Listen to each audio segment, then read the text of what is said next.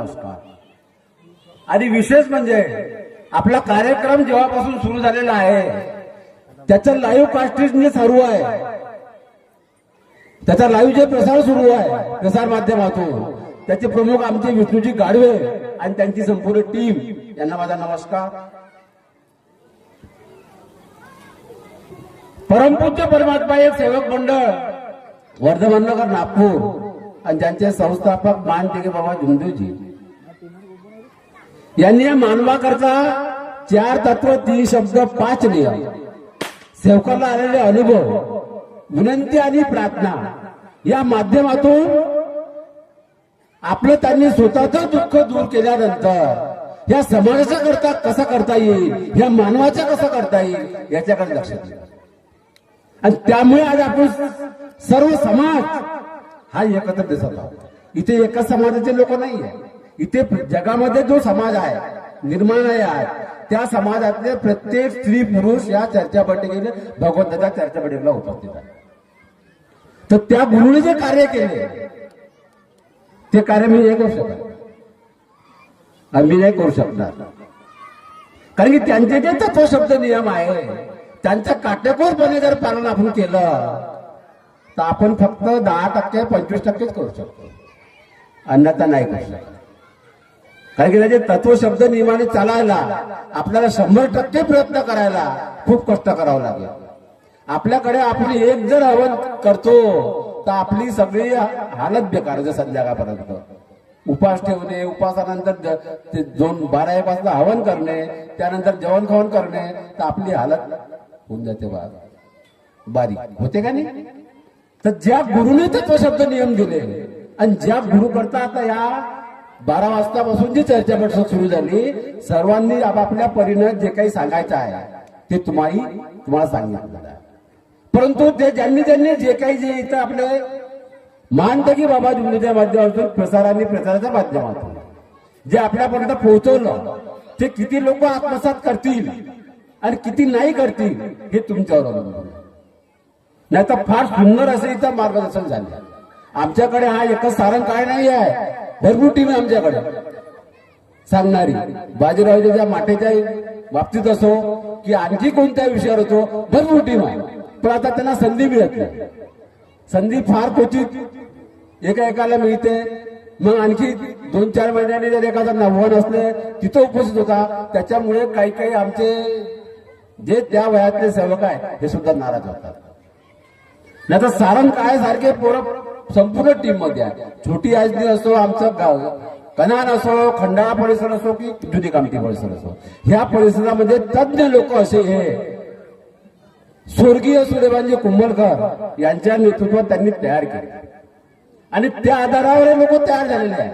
आता त्यांचे जे कार्य आहे ते आम्हाला पुढे सुरू ठेवायचे आणि त्याप्रमाणे आम्हाला त्यांना कार्य भगवंताचे करायचे आहे आणि तसेच कार्य आपल्याला करायचे आहे. आतापर्यंत खूप आमची वाहवा केली. सूर्यबांजी कुंभलकरांना जिनं खूप चांगले कार्य केले. मोतीरामजी होते, सेवकरामजी चौधरी होते, मानकर साहेब होते. आम्ही जे काही केलं किंवा आज आमची जी ओळख आहे हे या छोटी आजनी गावामुळे. चाहे आमचे स्वर्गीय सूर्यबांजी कुंभलकरजी असो, स्वर्गीय मोतीरामजी गाथे असो, चौधरी साहेब असो, मी स्वतः असो की आमचे सेवक असो, आमची खरी जर ओळख करून दिलेली असेल तर या छोटी आजनी गावाने करून दिलेली आहे. नाही तर आम्हाला कोण ओळखत होतं, कोणता परिसर ओळखत होता? ना स्वर्गीय सूर्यबांजी कुंभलकरला दिला ओळखत होता, ना आम्हाला ओळखत होता. त्यांनी घडवलं, ते घडलं. त्याच्यामुळे हा जो पारशिवनी तालुका आहे या पारशिवनी तालुक्यामध्ये सेवक जागृत झाले आणि त्यांनी शब्दाचा मान ठेवला. आपल्यावर शब्दावर भगवंत कसा उभा आहे हे तुम्हाला सर्वांना माहिती आहे. आणि आपण जर शब्दाच्या बाहेर गेलो तर परमेश्वर काय शिक्षा देते आणि कशी शिक्षा देते ते अनुभवलेले लोक सुद्धा इथं बसलेले आहेत चर्चा बैठकीत. तर आपल्याला कार्य करायचं आहे भगवंताचे, कार्य करायचं आहे परमेश्वराचे, कार्य करायचं आहे भगवान बाबा मानता की बाबा झुंजूजीचे. त्या कार्याकरता कोजागिरीचं महत्व जे आहे तर सगळ्यात सुंदर शब्दात आमच्या सारंगकाळने सांगितलं की कोजागिरी का सुरू झाली. म्हणजे कोजागिरी सुरू होण्याकरता बाजीरावजी माटे प्रमुख आहे हे तर आपल्याला मान्य करावं लागेल. आणि बाजीरावजी माटेच्या माध्यमातून एका बाकडा म्हशीला जर 8 लिटर दूध देत असेल, त्याचा योग बाबांनी कसा आणला, कोण्या दिवशी आणला, हे आता आपल्याला सविस्तर म्हणजे कळायला पाहिजे. तर हे त्यालाही सुद्धा काही कुठेतरी त्याने ऐकलं असेल किंवा त्याने कुठेतरी अभ्यास केलेला आहे, पुस्तकाचा अभ्यास केलेला आहे, नियमाचा अभ्यास केलेला आहे. त्या आधारावर आज तो सविस्तर ती बाजू या माईक समोर मांडू शकतो. म्हणून माझं प्रत्येकाला सांगणं आहे की आपल्याला जेव्हा संधी मिळाली कुठेही भेटू. आता त्याचं नाव जो आहे सारंग काळेचं, आपले आमचे सेवक कुठेही गेले आणि त्याला जर संधी बोलायची मिळाली तर सर्वप्रथम हे सेवक कोणाचे, आमचे स्वर्गीय सूर्यकांतजी कुंभलकरजीची सेवक आहे आणि मार्गदर्शक मानकरजीची सेवक आहे. आमचाही अभिमान वाढतो, त्याच्यामुळे आमची शक्ती वाढते, आमचाही अभ्यास वाढतो. त्याच्याकरता एका भगवंताची चर्चा बैठक आपल्याला दिली असते. आपण तर पैसे सगळ्याच लोक देतो, बिना पैशाने काही कार्यक्रम होत नाही, पैशानेच कार्यक्रम होईल. पण जी सुरुवात झाली आणि जी जबाबदारी या छोटी आदितले सगळे सेवक, तरुण असो, बाल असो की वयस्कर असो की महिला सेविका असो, इतके जाणून इतके म्हणजे हशी खुशीने आपल्या कामाला भिडतात. आता ते सगळे स्वयंपाकाला भिडलेले आहे. आता त्याला चर्चा बैठक ऐकायला येते का नाहीये त्याचे त्याला माहिती, पण सगळे कामात भिडलेले. सेवक सुद्धा 2 दिवसाच्या आधीपासून सगळी तयारी करतात. तर असे कार्य आपल्याला दिलेले आहे मानत्यागी बाबा ज्योतिर्लिंगी. म्हणून आपल्याला सांगितलेलं आहे आपल्या गुरुनं की मार्गदर्शकाच्या शब्दावर लक्ष ठेवा. हा सेवक जो बोलतो चर्चा बैठकीत त्याच्या शब्दावर लक्ष ठेवा. त्याचं कारण असं आहे की आपण कुठेही असलो, कोणत्याही संकटात असलो तर आपल्याला त्यावेळेस त्या दुःखाच्या वेळेस त्यांनी सांगितलेल्या दुःखाची आठवण येईल आणि आपण भगवान बाबा हनुमानजी मानत्यागी बाबा ज्योतिर्लिंगीला प्रणाम करून योग मागतो. आणि आपण तिथे योग मागितल्यानंतर आपल्याला काय भगवंत देतो हे तुम्ही सगळ्यांनी अनुभवलं, मी स्वतः अनुभवलेलं त्या कार्याच्या आधारावर. असं आता तुम्हाला वाटेल की बा आपल्याला सेवकानेच भगवंत योग देते. आता काही काही अनेक पद्धतीचे लोक असतात. आता आमचे मित्रमंडळी बसलो म्हणजे त्याच्यामध्ये काही सेवक असते, काही अनेक वाले लोक असतात. त्याची चर्चा होते, कारण बाबा तू योग कसा वागतोय किंवा तुझ्यावर दुःखालता कसा वागतोय. तर असंच एका साध्या ज्याच्याकडे कार्य नाही आहे अशा कुटुंबाने बाहेर गेल्यानंतर त्यांनी तो प्रयोग करून पाहिला.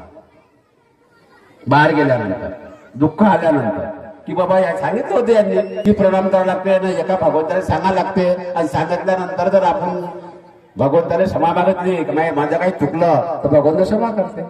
म्हणजे भगवंत इतकं दयाळू आहे आणि साक्षात शक्ती आहे आणि जिवंत उदाहरण आपल्या जवळ आहे भगवंताचं, प्रत्येकाजवळ आहे. आपल्याला मी सांगतो म्हणून नाही, तर तुमच्या आजूबाजूला जे सेवकीन बसलेले आहे, तुमच्या सेवकाच्या बाजूला जो सेवक बसलेला आहे, तो दुःखातून कसा बाहेर निघला, कशामुळे निघला. नाहीतर लोक आता मार्गदर्शकाकडे जात कार्य घ्यायला जाते. काकाजी म्हणते मला कार्य पाहिजे, काय नाही दादा, नाही नाही म्हणते माझ चुका इतका होते म्हणते, काही म्हणते मग धंदा गिंदा करतो म्हणते, व्यापार करतो म्हणते, तुम्हाला कार्य देऊन द्या म्हणते. पण त्याच्याकडे जे मूळ चूक असते महत्वाची, जी सांगणारी एक नसते, तो सांगत नाही. किंवा एखादी चूक सांगणारी एक नसली मी तरी काकाजी माझ्यावर रागवतील, मार्गदर्शक माझ्यावर रागवतील, तो तू सांगत नाही आणि तो दुःखाच पात्र राहते. त्याचं दुःख कसं दूर होईल. मग असे इथं बसलेले बरेच सेवक आहे आमच्या गटातलेच आहे, ते सांगत नाही. त्यांनी न सांगितल्यामुळे 5 वर्ष 7 वर्ष काय भोगलं हे त्यांना विचारायला लागलं.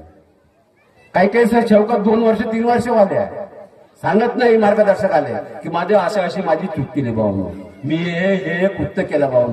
तुम्ही ज्यावेळेस मार्गदर्शकाला सांगा, ज्यावेळेस भगवंताला सांगा, तर 7 वर्ष सजा भोगण्यापेक्षा आपल्याला 7 मिनिटात दुःख दूर होणारी शक्ती आपल्याकडे आहे. हे आमच्याकडेच नाही आहे, त्याच्याकडेच नाही, हे तुमच्याकडे सुद्धा आहे. 7 मिनिटात दुःख दूर होते. परंतु तुम्हाला घडलेली घटना सांगावं लागेल. नाही मला कार्य पाहिजे, मला कार्य देऊन द्यायची, आणि ते तयारी नाही ते नाही जे म्हणते मग मला गावाला जायचं, मला तिनं दिलं द्या. म्हणजे भगवंत तुमच्याकडे थांबला आहे का? भगवंत तुमच्याकडे थांबलेला नाही आहे आणि मार्गदर्शकाचा थांबला नाही, आणि मार्गदर्शकही तुमच्याकरता ताथांबलेला नाहीये. परंतु तुम्हाला कोणताही मार्गदर्शक तुमची कहाणी, तुमचा इतिहास अर्धा तास 1 तास ऐकतो आणि त्याच्यावर त्याला निर्णय घ्यावा लागतो की हे का दुःखात आहे, याचं दुःख का दूर होत नाही, याचं दुःख 3 दिवसात दूर होईल की याचं दुःख 11 दिवसात दूर होईल की याचं दुःख 7 दिवसात दूर होईल की याचं दुःख 42 दिवसात दूर होईल, याचा ट्रीट त्याला करावा लागतो. तर दुःख दूर होतं, त्याचा अन्यथा दुःख दूर होत नाही. आता आपल्याकडे इथे बसली शिल्पी नाही, आमची कमलताई मारबते दुःखात आहे. असलेलं दुःख दूर नाही होईल आपलं. आपण कुठे चुकलो, काय चुकलो, आपल्याला लक्ष केंद्रित करणं गरजेचं आहे. आणि याच्याकडे जर आपण लक्ष केंद्रित केलं तर आपलं जीवन हे सफल आहे. परमपूज्य परमात्मा एक सेवक मंडळ वर्धमान नगर नागपूरच्या माध्यमातून मानत्यागी बाबा योजनेने दिलेल्या कार्याच्या मार्फत आम्ही फक्त का शब्द देतो तुम्हाला, आम्हाला फक्त मानत्यागी बाबा योजनेने आदेश दिलाय मंडळाला, मंडळाने आदेश दिलाय आम्हाला, नेमलेला आहे मार्गदर्शक म्हणून. आमचा फक्त शब्द नाही तर दुःख तर तुम्हाला दूर करायचं आहे. पण तुमचं दुःख स्वतः दूर नाही झालं 4 दिवसात, 5 दिवसात, 8 दिवसात, महिनाभरात, तर आपलं कर्तव्य आहे की आपण मार्गदर्शकाशी संपर्क करणे. पण आपण ते करत नाही. मग आपण संपर्क मार्गदर्शकाशी कधी करतो?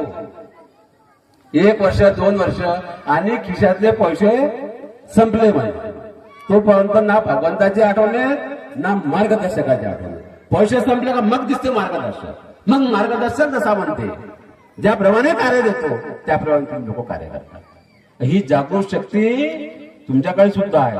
तुम्ही बाबांनी प्रत्येक मानवाला, प्रत्येक सेवकाला आपला स्वतःचा दुःख स्वतः दूर करून आपल्या कुटुंबात कशी सुख शांती राहील याच्याकडे लक्ष दिलेलं आहे. पण आपलं लक्ष तिथे राहत नाही. त्याच्यामुळे फार मोठी अडचण आहे. आता आपण इथून ऐकलं का आपण आता काय प्रसाद येईल पूजागिरीच्या नंतर जेवण होईल, घरी गेलो का विसरतो. आपण आपल्या घरी बसल्यानंतर आपण चर्चा करायला पाहिजे. आज नाही करायची, उद्या करायची. जेवताना करा 4 लोक की काल बा ह्या चर्चा बैठकीत यांनी असं असं ह्या सेवकांनी सांगितलं होतं, हे मार्गदर्शकाने असं सांगितलं. जर आपण चर्चा केली तर तुम्हाला मार्गदर्शकाला द्यायची खरंच गरज नाही. पण आपण चर्चा करत नाही, आपण वाचत नाही, आपण नियम वाचत नाही. आपण फक्त का म्हणतो की मला माझ्या मार्गदर्शकाने सांगितलं की माझ्या बहिणीच्या घरी जरी यावं असं, तिचं कार्य जर ग्रामीण संघटनेचे असेल तर जाऊ नको, एवढं आपल्याला सांगता येते. कोण सांगत ना मार्गदर्शक सांगितलं. मार्गदर्शक कोण सांगत, कशाला सांगणार तुम्हाला? हा परमपूज्य परमात्मा एक सेवक मंडळाचा मानत्यागी बाबा जोंधळेजींनी दिलेला नियमावली आदेश आहे की इतर संस्थेची जर कोणी जुळलेलं असेल आपल्या कुटुंबातलं तर आपण जाऊ नये. आणि आपण गेलं नाही पाहिजे त्या कार्यक्रमात. त्या कार्यक्रमात कोणत्या हिस्सा. आता तुम्ही म्हणाल माई माय होय, मा बाप होती तो, बाई बहीण होय, मी जैनचा का करेन म्हणाय कोणी केली जा. आज जे हवनाचा कार्य त्याच्याकडे आहे, जेवणाचा कार्यक्रम आहे, त्यात भाग नाही घ्यायचा. मग तिच्याकडे जाऊन तू राहिला ना महिनाभर, काय चिंता नाही. याच्याकडे तुम्ही लक्ष द्या आणि दुःखास पात्र नको व्हावं. असे बरेच लोक, बरेच सेवक जे आहे हे या माध्यमातून दुःखी आले आहे. नाही तर आजच्या चर्चा बैठकीचा जर आपण इतिहास पाहिला तर फार सुंदर मार्गदर्शन केल्या सगळ्यांनी. आता इथे जे मुलीने डान्स केला सकाळी, त्याच्यानंतर दांडिया झाला का नाही? फार सुंदर दांडिया होता. परंतु आपण 15 दिवस ते 3 आठवडे मागच्या महिन्यात घालवले दांडियात, नाही का गरब्यात. पण आपल्याला आपल्या याच्यात लक्ष नाही. आता ज्या मुलींनी जे काही दांडिया केला, फार सुंदर अप्रतिम दांडिया केला, आपलं लक्ष तिकडे आहे. बरेच सेवक दुःखी झाले. मग काऊन रे दादा, अभि तू थकला असतील ना, रात्री 12 वाजून जागे नाही, ती पोरगी जागे, ती बायकोही जागे, आणि तुझे बाकीचे तुझ्या आजूबाजूचे जागले रात्रभर 12-1 वाजेपर्यंत. मग त्याला थकवा राहील ना? नाही राहील का थकवा? नाही जे मग खोकला झाला, ताप आला, भगवंत का करणार आहे? म्हणून भगवंताला जे पाहिजे आहे ते तुम्ही भगवंताला द्या, म्हणजेच भगवंत तुम्हाला देईल, अन्यथा देणार नाही. आता आजो दांडिया झाला, दांडिया मला सांगायचं हे होतं उदाहरण की आपल्याकडे चॅम्पियन आहे त्या दांडियामध्ये, गरबामध्ये. इथे बसलेले लोक काही आहे ज्यांना पारितोषिक भेटले का नाही भगवंताच्या म्हणजे त्या माध्यमातून. पण आपण जर हेच जर भगवंताकरता जर योगदान दिलं असतं तेवढं, तर त्याचा योग किती आपल्याला प्राप्त झाला असता हे आपण सांगू शकत नाही, हे शब्दात गिनती करू शकत नाही. पण आपलं लक्ष तिकडे नाही आहे, त्याच्यामुळे आपली अडचण आहे. म्हणून आपण लक्ष तिकडे देणं गरजेचं आहे. त्या गोष्टीकडे सुद्धा लक्ष असणं गरजेचं. बरेच सेवकिनीचे सेवकाचे ह्या मोबाईलवर स्टेटस राहतात. दुर्गादेवीचे स्टेटस होते, त्या दुर्गादेवीच्या पूर्ण हे केलेले स्टेटस होते. कुणी बाहेर जर एखादा फिरायला गेला पुन्हा मंदिरात तर तिथे स्टेटस असते आपल्या मोबाईलवर. मग आपल्याला दुःख येते, नाही ते म्हणजे त्याला काहीच नाही केलं. आणि या फोटो कोणाचे बाबा? सर्व लक्ष भगवंत ठेवून का, मार्गदर्शक ठेवून का? तुमचं काहीच कर्तव्य नाही का? तुम्ही तुमचं कर्तव्य पार कसं पाळायचं हे तुम्हाला ठरवायचं. आपल्या मोबाईलवर कोणत्याच भगवंताचा फोटो नाही पाहिजे. ज्यांनी एखाद्याने कोणाने बाहेरच्या टाकला असतात हा भाग वेगळा झाला, पण आपल्या माध्यमातून नाही पाहिजे ना, याच्याकडे लक्ष देणं गरजेचं आहे. आता याच्यावर सगळं दिसते. सकाळी उठलो का ते आपण जर स्टेटस पाहिलं तर कोण कायच्यावर आहे, कोण कुठं आहे हे सगळं दिसतं. मग त्याला आपल्याला मेसेज करायला लागते मला, का रे बाबा हे कसं करणार तू? नाही मग आमची विष्णू गाडवे सारंग काळे जी आहे टीम आहे आयटी सेक्शन आली हे त्याला उत्तर देते, का रे बाबा हे कसं? म्हणून अशा चुका झाल्या नाही आपल्या त्याच्याकरता ही एका भगवंताची चर्चा पटत असते. आणि या माध्यमातून तुम्ही जागृत झाले पाहिजे. पण आपलं लक्ष तिकडे नाही. आपले मार्गदर्शक लक्ष कुठे आहे? हा मार्गदर्शक काय करते, हा मार्गदर्शक काम नाही करत, हा बरोबर कार्य देत नाही, हा असाच करते, त्याला समजतच नाही. आपलं लक्ष इकडे.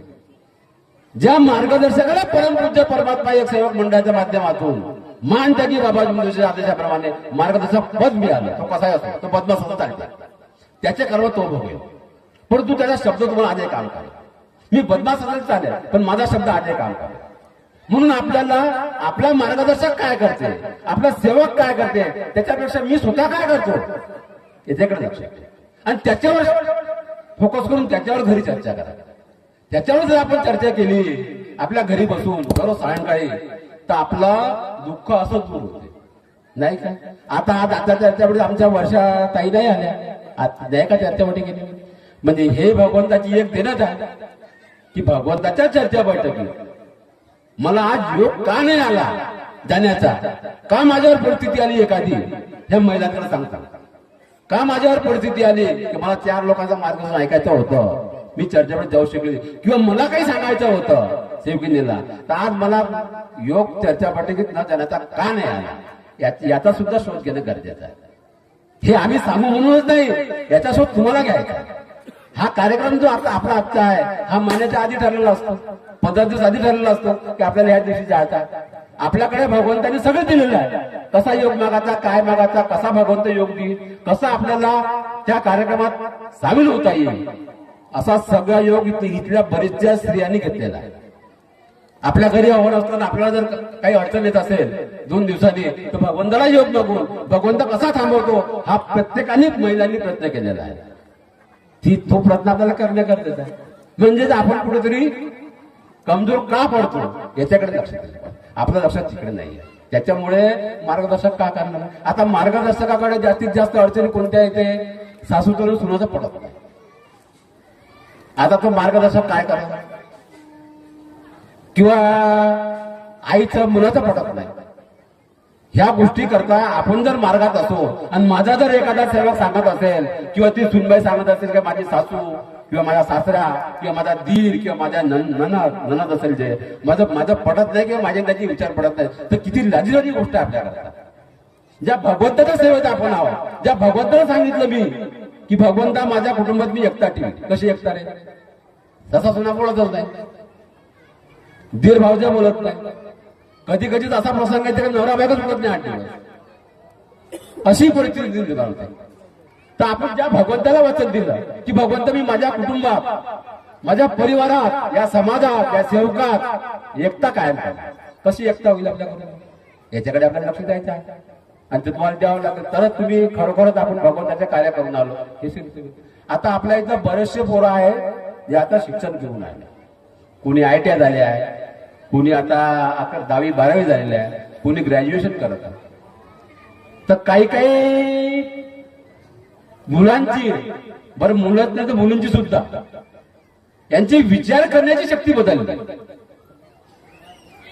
आपल्या कुटुंबाकरता, आपल्या आई वडिला करता, आणि त्याच्यामुळे वाईट प्रकार होऊन राहिला. याच्याकडे लक्ष, आपल्या मुलीकडे, आपल्या मुलाकडे लक्ष देणं आई वडिलाचं काम आहे.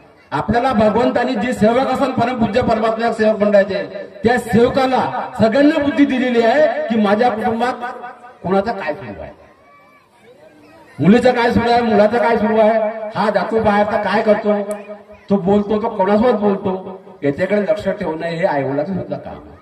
मी म्हणणार नाही की याच्यामध्ये आईवडील दोषी आहे, कारण कर्म त्यांना करायचे आहे. परंतु असे जे प्रकार घडतात त्याच्यापासून सुद्धा आपल्या मुलांना कसं सावध करता येईल, आपल्या मुलींना कसं सावध करता येईल याच्याकडे सुद्धा लक्ष देणं गरजेचं आहे. तर आपण खरोखरच परमपूज्य परमात्मा एक मंडळाचा मी सेवक आहोत हे सिद्ध होईल.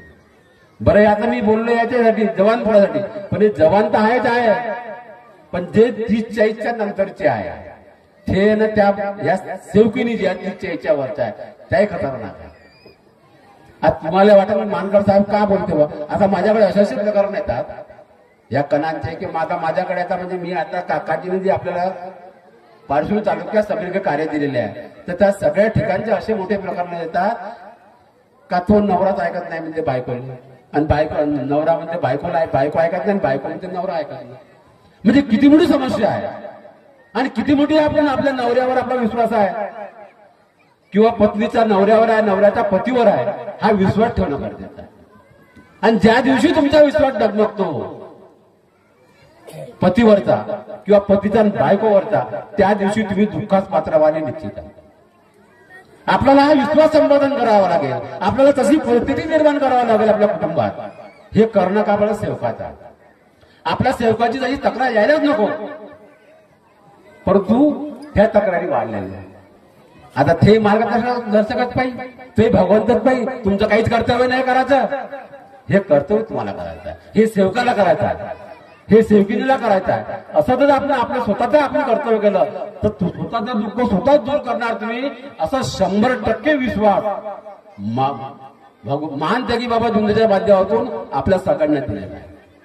आणि शिक्षणामध्ये जे आता यावर्षी 12वी पास झाले, एखादा ITI झालेला असेल, आजच्या युगात जर आपल्याला चांगली नोकरी पाहिजे आहे तर आपल्याला पुढलं शिक्षण सुद्धा घ्यावं लागेल.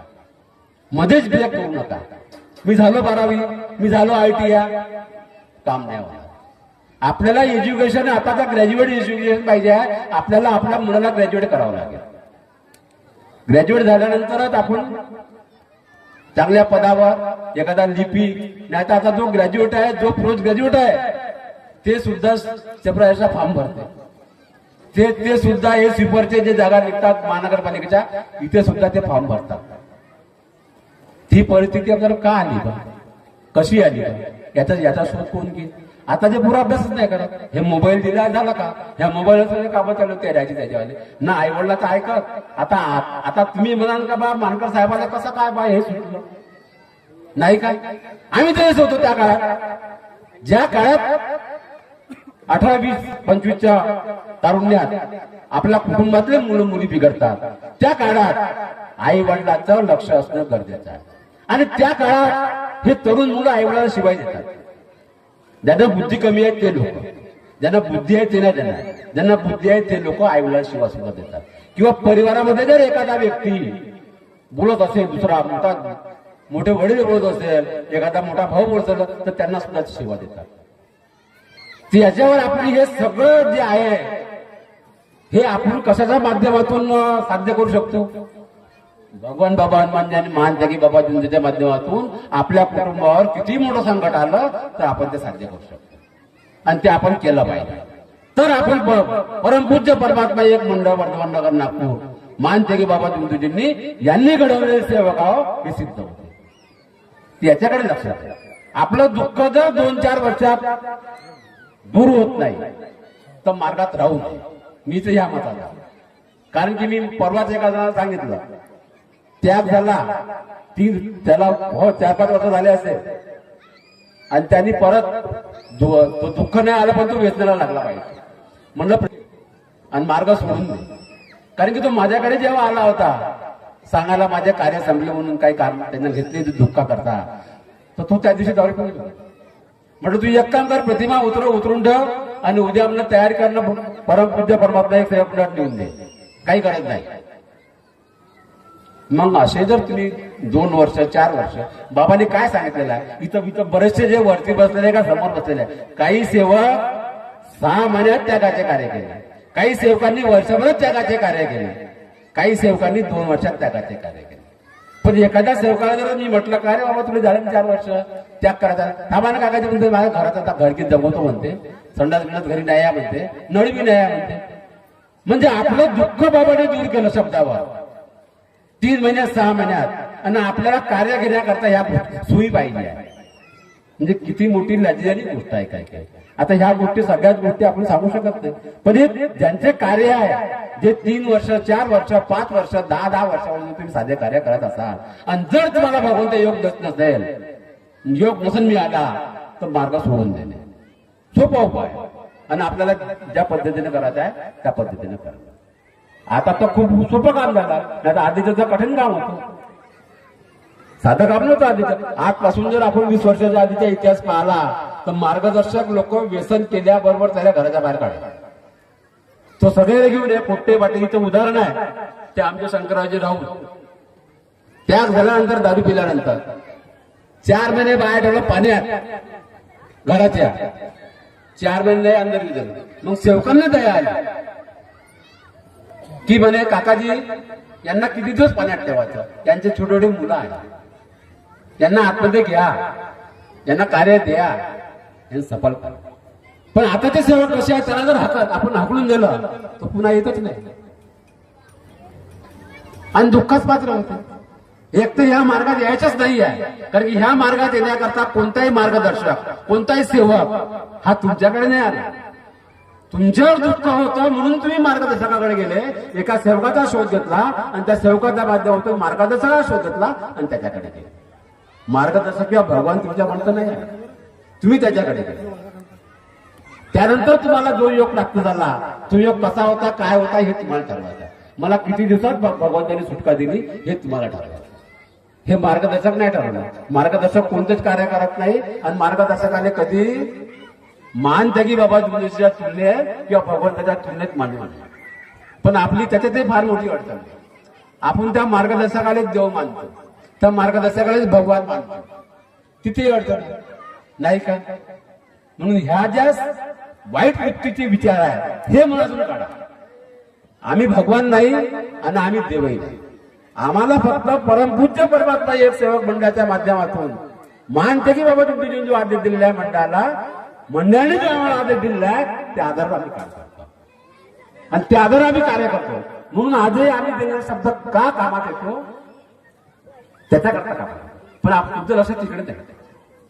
आता आमच्याकडे एक उदाहरण आहे, तिथं बसला आमचा दादा कमलेश दादा लांजेवा, ज्वलंत उदाहरण आहे. त्याच्याकडे कोणताही आजार हो कोणालाही हो ते सर्वप्रथम मला फोन करतात, साधत काही हो.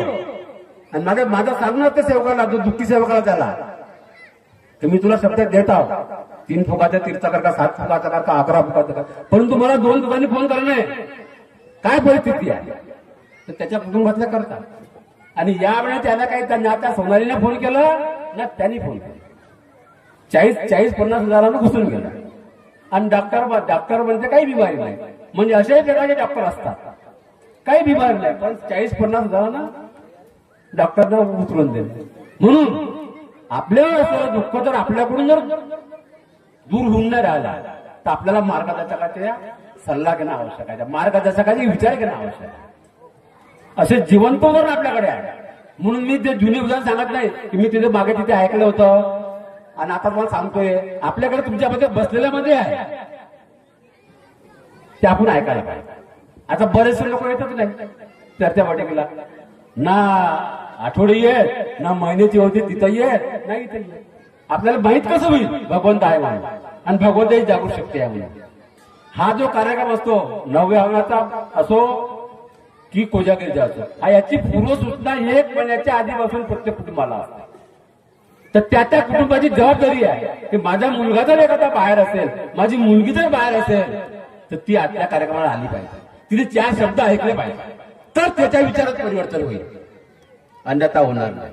तशी परिस्थिती निर्माण करणं ही त्या कुटुंबाची जबाबदारी, ही मार्गदर्शकाची जबाबदारी नाही.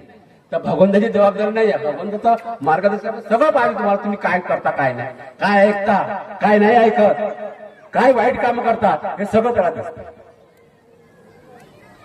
परंतु आपण काय त्याच्याकडे दुर्लक्ष करतो.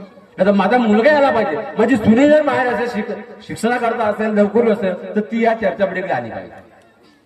हे संधी येत नाही वर्षभर आपल्याकडे. ते जर एखादी लांब असेल, इथून 150 की 200 किलोमीटर, तिला हा चान्स नाही भेटणार. ही संधी उपलब्ध करून देण्याची संधी त्या कुटुंबाकडे असते, त्याच्या आईवडिलाकडे वडिलाकडे असते, पण आपण ते करत नाही. जी म्हणजे आपल्याला आता दिवाळी आणि जवळच, तो आता येईन पुन्हा येईल, नको येऊ, आमच्या का चालू, भगवंताचा का चालू. आणि मग दुःख आलं म्हणजे भगवंत पाहिजे, मला मार्गदर्शक पाहिजे. ह्या विचाराची मनस्थितीचे जे सेवक असाल, हे विचार बाहेर काढा. हे विचार बाहेर काढल्याशिवाय आपण सुखी होणार नाही. चाहे मार्गदर्शक असो, सेवक असो, सेविका असो, कोणी. अनेक अडचणी आपल्या आल्या आणि ते आपल्या निवड लिहिलेलं आहे. जिथे नसं कळलं तिथे आपल्याला विचारता येते, आपण विचारत नाही. म्हणून आपल्याला सांगितलं का निर्जीव वस्तूची पूजा करायचीच नाही. परंतु बरेच लोकांची चर्चा असते. काही म्हणते मंडळात तर हार घालते, म्हणते बाबाच्या त्या गाडीने, अध्यक्षाच्या गाडीला हार घालते म्हणते. मग का तू बाबा आहेस? तू अध्यक्ष मंडळाच्या त्या गाडीला हार टाकायचा आहे? ते बाबा होते आणि बाबाची गाडी अजूनही तिथे आहे, म्हणून त्या गाडीची पूजा केली जाते, त्या गाडीला हार टाकला जाते. परमपूज्य परमात्मा मंडळाचे जे अध्यक्ष असतील ते त्या गाडीत प्रसाराने प्रचार करतात, म्हणून त्या गाडीला हार टाकले जाते. तर तू बन बाबा आणि टाका. म्हणजे काही काही साध्या साध्या गोष्टी असतात, आपण इकडे लक्ष देत नाही.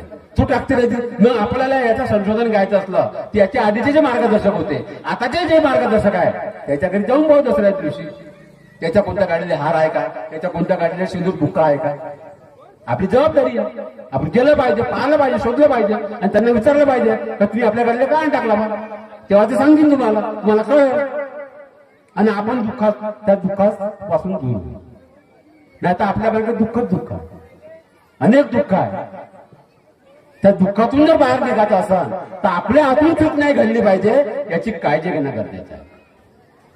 आणि जर आपण ही काळजी घेतली तर हा सेवक, हा मानव कधीही दुःखी राहणार नाही. असं सत्यवचन जसं आपण बाबाला दिलं पहिल्या दिवशी, त्याचप्रमाणे भगवान बाबा हनुमानजी आणि महान जगी बाबा जुंजळे सुद्धा आपल्याला दिले. त्याचा उपयोग घेतात लोक, पण याच्यात बसलेले फक्त लोक 40% आपण घेतात. 40% लोकांचं लक्ष असतं. आता इथे पाहिलं आपण तर इथे जे बसलेले 5-10% लोक बाहेरच आहेत, त्याचं ऐकण्यावर लक्ष नाही आहे आणि ते ऐकणारे नाही. आणि मग दुःखात पात्र आपण झालो, मग आपल्याला आठवत, तेव्हा आम्हाला वाईट वाटते का कारण की मला माहिती आहे इथे बसलेला हा जो परिवार आहे, हा माझा परिवार आहे आणि ह्या माझ्या परिवारामध्ये कोण दुःखी आहे हे मला माहिती आहे. आता तुम्ही म्हणाल तुम्ही तर देव नाही, तुम्ही बाबाही नाही. अरे तुम्ही सांगता ना माझ्याकडे आले म्हणजे तुमची सासू येते, तुमचा दीर येतो, तुमचा नवरा येते, कधी तुमची नणद येते, तुमची मुलगी येते. नाही जी म्हणते हिने असं केलं, तिने तसं केलं, तिचा काही दोष नाही, त्याचा काही दोष नाही. म्हणजे हा परिवार माझा, आणि ह्या परिवारामध्ये जर माझा कोणता सेवक दुःखी असेल तर माझ्यामध्ये काय कमतरता आहे हे मला शोधावं, मार्गदर्शकाला नाही शोधावं, तेव्हा तर त्याचं दुःख दूर होईल. म्हणून कारण की एखादा सेवक जर दुःखी असेल तर मार्गदर्शकाला सुद्धा त्याच्या वाईट वाटतं की भगवंताची शक्ती याच्या कुटुंबात का काम करत नाही. कारण की भगवंताची शक्ती फक्त त्याच्या कुटुंबातच काम करेल, त्याच्या कुटुंबातले लोक, तो परिवार कसे कार्य करतो, कसे त्याचे कर्म आहे, कोणत्या कर्माच्या आधारावर त्याला योग्य आपण भगवंत देईल हे त्याच्या पडद्यात ठरवलं. हे भगवंत ठरवलं, हे मी नाही ठरवणार आणि तुम्ही नाही ठरवणार. माझं काम आहे फक्त शब्द देणे आणि तुमचं काम आहे कार्य करणे. त्या आधारावर जर तुम्ही सर्वांनी कार्य केले तर हा एकही सेवक दुःखी राहणार नाही, हे पक्की आहे. कारण की तुम्ही पहिल्याच वर्षी आपण मार्गदर्शन केलो, सांगितलं आमच्या नामदाररावजींनी की त्यांनी शब्द दिला होता भगवंता मी आजच्या नंतर कोणतंही वाईट व्यसन करणार नाही, कोणतेही वाईट काम करणार नाही, असं मी सत्य वचन देतो. म्हणून तुमचं दुःख 3 मिनिटात दूर झालं आणि तुम्ही चालत घरी गेले. मार्गदर्शक असे अनेक प्रकार असतात की मार्गदर्शकाकडे येताना 4-4 माणसं उचलून आणतात. भूत असलं म्हणजे उचलून आणते, 4-4 माणसं आणतात. मग मार्गदर्शक म्हणजे त्याला सोडून देतो, त्याला मोकळा सोडा, महागडी आला मोकळा सोडा, आणि तो शांत बसतो. एवढी जागृत शक्ती आपल्याकडे असून आपलं लक्ष त्याच्याकडे नाही. त्याचं फार मोठं दुःख वाटतं. कारण मार्गदर्शकाकडे कितीही मोठा दुःखी सेवक आला तर तो चालत जाईल, तो हसत जाईल. आता मार्गदर्शकाकडे काय भगवंत आहे का? तुमच्याकडे भगवंत नाही. असे अनेक सेवक आहेत आणि ते आपल्या समोर आहे तुमच्या. कारण की तुम्ही स्वतः मार्गदर्शकाकडे ज्या दिवशी कार्य करायला गेले त्या दिवशी तुम्ही 4-5 लोक गाडीत एखादी सेवकीन किंवा सेवकुनीची अशी परिस्थिती होती की तिला बांधून आणणार मार्गदर्शकाकडे मार्गदर्शक चर पण तसं नाही, चोर गेलो तराडे गेलो काही करत नाही. ही परिस्थिती तुम्ही पाहिली ना, म्हणजे शक्ती किती जागृत आहे, त्याचं अवलोकन आपल्याला कसं करायचं आहे हे तुम्हाला ठरवा. तर ती शक्ती तुमच्या कुटुंबात काम करेल, तुम्हाला असं दुःखाचं काम करेल. नाही. त्याच्याकरता आपल्याला भगवंतांनी दिलेले 4 तत्व 3 शब्द 5 नियम याचं वाचन करा आणि त्याचा अभ्यास करा. आणि आज ज्या ज्या लोकांनी इथे मार्गदर्शन केलं, सेवकांनी केलं, अनुभव सांगितले, त्या एका आमच्या सेवकिनींनी अनुभव सांगितला, आमच्या कल्पनाताईंनी सांगितला, इथे जे बसलेले सेवक आहे यांनी सुद्धा फार अनुभव सांगितले. याच्यावर मंथन करा तुम्ही. आज नाही भेटणार आपल्याला वेळ, आता थकलो, आज जेवण करा झोपा, पण तू उद्या घरी आपण उद्या जर आपण एकत्र जेवण करतो घरी आपलं कुटुंब, तर तिथे चर्चा करा. आमच्या घरी ही परिस्थिती आम्ही तयार केली आहे. त्याच्यामुळे आम्ही जेवण करत असताना किंवा आम्हाला जसा वेळ भेटला तिथे माझी लहान मुलीचं लय तुफान आहे. तिचं कसं असते, नाही पप्पा तुम्ही चुकले, म्हणजे एखाद्या जर माझ्या हातून चूक झाली असेल तर ती सांगते. तर असं आपण आपल्या घरी सुद्धा करायला पाहिजे की नाही पप्पाजी तुम्ही चुकले, तुमचं कार्य चुकलं किंवा तुम्ही आज बरोबर हे नाही केलं, हे आपल्याला बोलता आलं पाहिजे. आणि मार्गदर्शकाला भ्यायचं काही कारण नाहीये. काय कारण आहे मार्गदर्शकाला भ्यायचं? मग तर आपल्याला जर दुःख आलं तेव्हा मग आपण जाऊन सांगतो का 4 महिन्यानं 6 महिन्यानं, म्हणून मार्गदर्शकाला ताबडतोब सांगा आणि आपलं दुःख दूर करा. असे जर आपल्याला कार्य दिले, असे जर आपल्याला सद्गुरू भेटले असं तर ते मानते की बाबा दुर्दुजी आहे, बिना पैशाने भेटले आणि बिना पैशाचा व्यवहार आहे. नाही तर मग आपल्याला 30, 40, 50, 7 लाख, 8 लाख, 10 लाख आपल्याला जेवढी पुंजी असते ते आपण सर्व विकवा करून लावतो. म्हणून ही परिस्थिती आपल्याला आलीच नाही पाहिजे. याच्याकरता भगवंताला जागृत ठेवा आणि याच्याकरता भगवंताची शक्ती जागृत होऊन आपले कार्य सांभाळा. आता हे जे चर्चापडे सुरू आता मी जास्त बोलून आलो वाटतं नाही काय? बोला. हा आता 5 वाजेपर्यंत चर्चापडे होते, आता वाजले 5:15, म्हणून आता मी काही बोलणार नाही. परंतु आमच्या स्वर्गीय सूर्यपानजी कुंभारकरजी असत, स्वर्गीय मोतीरामजी गाते असत, की आता हयात असलेले सेवकरांजी चौधरी असत, मी असतो, याच्या आधी आम्हाला जोडलेले होते वैद्यजी सुद्धा होते, पण ते सोडून गेले. परंतु आम्ही जे गंभीर लोक होतो 4, मोतीरामजी गाते, सेवकरांजी चौधरी, मी, आणखी काय आम्ही शंकररावजी लेंडे सुद्धा इथे आहे ते होते. तर आम्ही जे पायवाय मजबूत केला आणि ज्यांनी पायवाय मजबूत आम्हाला करून आमच्यापर्यंत सोपवलं त्यांचे कार्य हे कसे टिकले पाहिजे याच्याकरता आमचं आजही लक्ष आहे.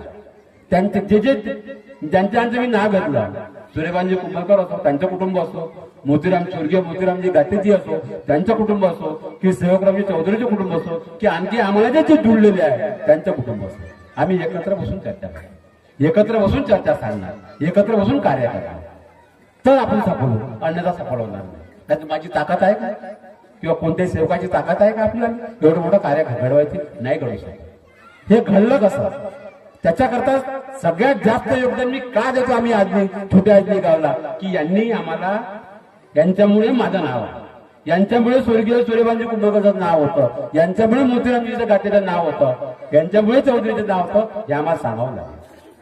हे तुम्हाला सांग. याच्यामध्ये पुन्हा मला वाटते एक गोष्ट आमचे दिलीपरावजी महत्वाची बोलली की आम्हाला काकाचे पैसे देत होते, आता मानकरजी पैसे देत आहे. आम्ही काय आमच्यातून नाही देतील बाबा? म्हणजे कशाला? त्यांनी भांडे गिंडे त्यांनी तयार केलेले आहे त्यांच्याकरता गावापुरते, किंवा आपल्या कणांचे काही सेवक ज्यांना माहिती आहे ते नेतात आपल्या कार्यक्रमाकरता आणतात. तर आम्ही आमच्या जवळचे पैसे नाही दिले बाबा, हे तुमचेच पैसे दिले. आता आजचा कार्यक्रम सुरू आहे, आता या कार्यक्रमांमधून जर काही वाचले पैसे 2, 4, 5 हजार, तर त्याच्यामध्ये आम्ही सांगतो बाबा हा बाबा तुमच्या जो किती बाबा, नाही आमच्याकडे आहेत 2,000 रुपये, हे 4,000 आमचे द्या, एखादा मोठा गंज घ्या. आम्ही आमच्यातून नाही दिले, हे भगवंताची कृपा आहे. त्या भगवंताच्या कृपेच्या आधारावर कार्य असते आणि त्या आधारावर भगवंताच्या माध्यमातून तुम्हाला पैसे आम्ही दिले. मागे ते काहीतरी त्यांचं जिथे सामान होतं ते थोडस झुकलं होतं, तर ते म्हणे मानकरजी आमच्या जो प्रचार त्यांनी मी तेव्हा काकाजी होते, काकाजी स्वर्गीय सूर्यभानजी कुंभारकर चौधरीजी मी आणि बसलो एका ठिकाणी. हे आमच्या पडल्याचे म्हणे आम्हाला आता याचे म्हणे आमच्याकडे काही पैसे नाही आहे. म्हणजे काय करताय, आपल्याकडे 10-20 रुपये शिल्लक आहे, त्याच्यातून लावा आणि करा. हा तुमचा पैसा आहे, फक्त तुमचे पैसे जमा केलेले हे कसे वापरायचे आणि कोणत्या ठिकाणी वापरायचे हे फक्त ठरवायचे.